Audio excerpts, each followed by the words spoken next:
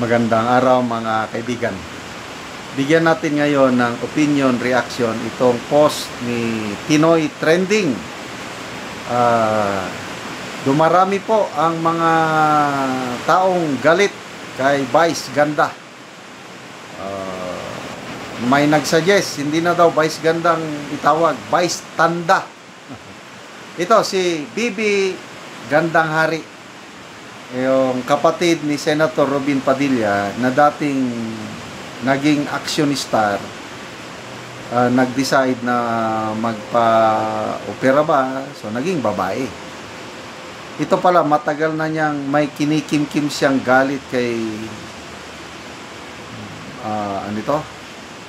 kay Vice Ganda dahil nilait na siya noon pa ni Vice Ganda. Hindi lang siya kumikibo. Ngayon, nang dahil sa nangyari yung joke niya kay Tatay Digong, ito, diehard Duterte supporter din itong si Bibi Gandang Hari, kasi nga yung nangyari sa kapatid niya si Robin Padilla, nakakulong, wala nang pag-asa sa buhay, binigyan ng bagong pag-asa ni Tatay Digong, binigyan ng absolute pardon, pinalabas sa kulungan, kaya naging senador. Kaya ito, malaking utang na loob nila sa mga Duterte, kaya naglabas ng hinaing, nagbitiw ng maanghang na salita si Bibi Gandang Hari kay Vice Tanda. Pasensya na kayo, malakas ang ulan dito sa location ko, maingay. Lakasan ko na lang boses ko ha. Bibi Gandang Hari may maanghang na banat kay Vice Ganda. Hindi na naitago ng dating action star na si Bibi Gandang Hari ang kanyang sama ng loob kay Vice Ganda. Sa kanyang live stream, binatikos ni Bibi si Vice dahil sa mga sinabi noon ng komedyante laban sa kanya. So, matagal na pala ito. Para bang Jessica Soho na nilait, binastos ni Vice Ganda. Ito pala si Bibi Gandang Hari, binastos na rin pala siya ni Vice Ganda noon pa. Ito, matatandaan. Nako, ang lakas naman ng ulan. Sandali, hintayin muna natin matumigil ang ulan. Okay, pasensya na kayo. Matagal matapos ang ulan dito sa location ko, kaya maingay. Lakasan ko na lang boses ko. Ito. Matatandaan na isang dekada na ang nakakaraan ay inokray o binatikos, inokray ni Vice ang desisyon ni Bibi na pumasok bilang model sa Amerika. Ito ang pahayag ni Vice Ganda. Nag-modeling school sa New York yata. Bakit magmomodela? Ngayon siya magmo-modeling, nasa 40s. 40 ng edad, di ba? Medyo may edad na siya, ani ni Vice. So, yon, dinibdib. Offensive ang dating kay Bibi Gandang Hari na nag-modeling, matanda na, 40 years old. Okay. Ayon kay Bibi, ay matagal niyang kinimkim ang sama ng loob kay Vice.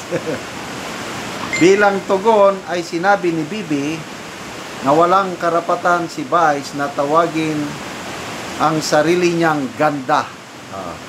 Vice Ganda ka naman.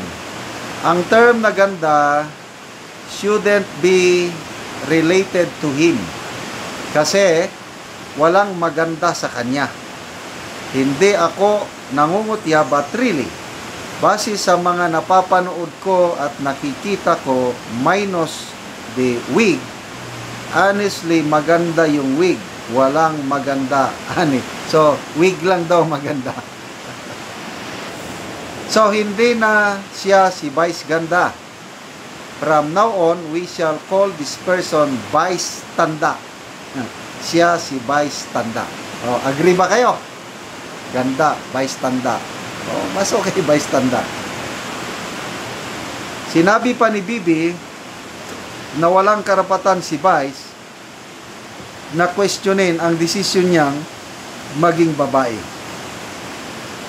Ayaw mong tanggapin ang pagkababae ko? Kukwestiyonin mo, wala ka naman palang sense. Maswerte ka at sumikat ka dahil bubita ka. Yun lang ang masasabi ko sa iyo. Bobita, bobo. Well,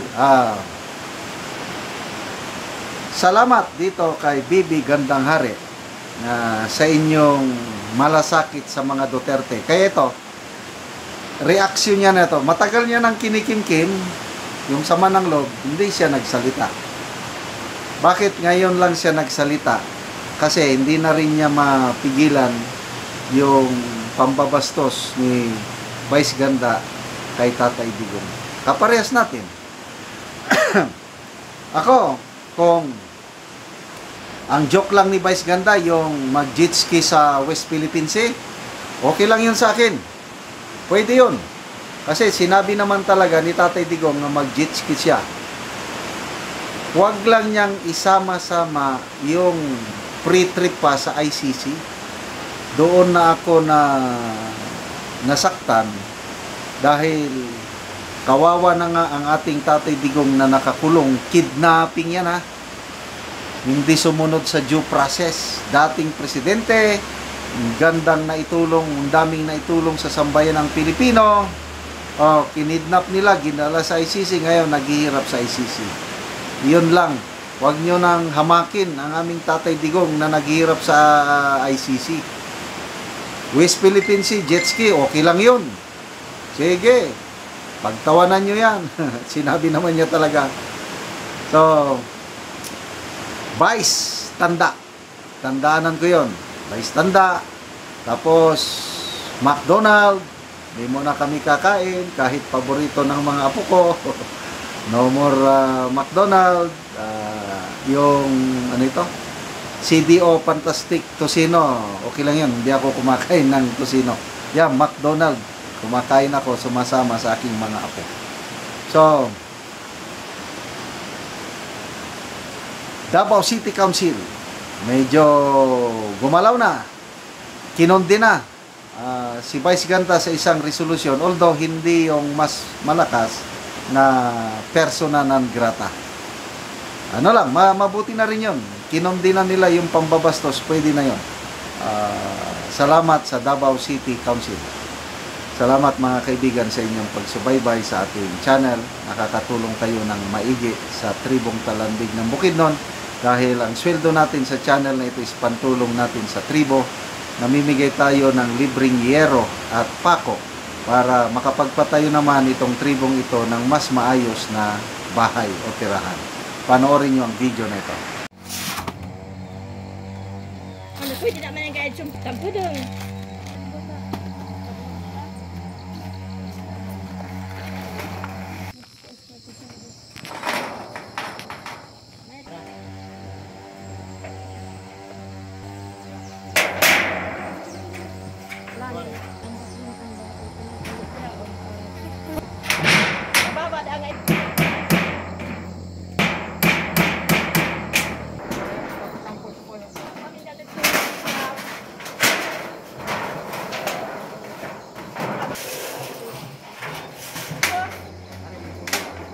O karon nindot tagid ka tan-awon ang balay ilang ante.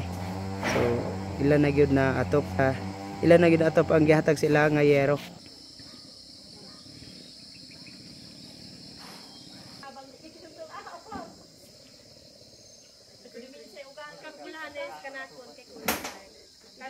Nindot na gyud kayo ang balay ilang ante.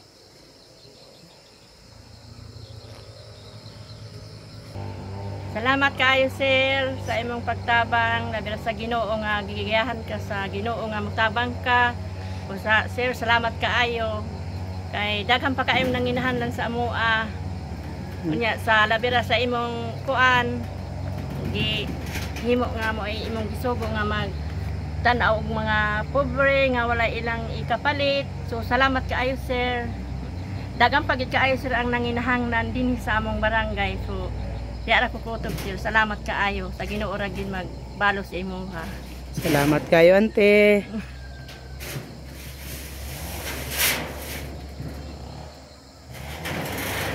At sa iyo na no sagdi sila sa mamaya